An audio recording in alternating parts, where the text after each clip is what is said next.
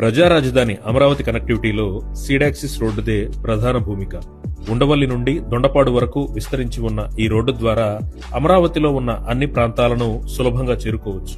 అయితే సీడాక్సిస్ road second phase extension నిర్మాణం జరగకుండా అడ్డుకుంటున్నాయి కొన్ని స్వార్థపూరిత రాజకీయ శక్తులు. ప్రజలందరూ ఒకటి గమనించాలి.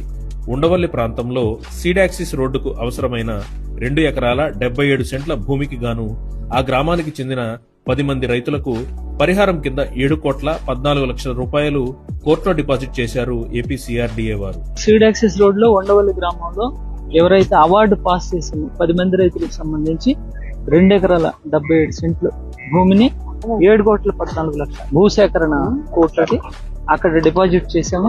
అసంఖ్యాక రైతుల త్యాగఫలంతో నిర్మాణమవుతున్న అమరావతిని కేవలం కొంతమంది అమాయక రైతులను మభ్యపెట్టి వారి భుజాలపై తుపాకీ పెట్టి అంతమొందించాలనుకునే స్వార్థపరులారా, మీ ఆశ ఎన్నటికీ నెరవేరదు, గుర్తుపెట్టుకోండి.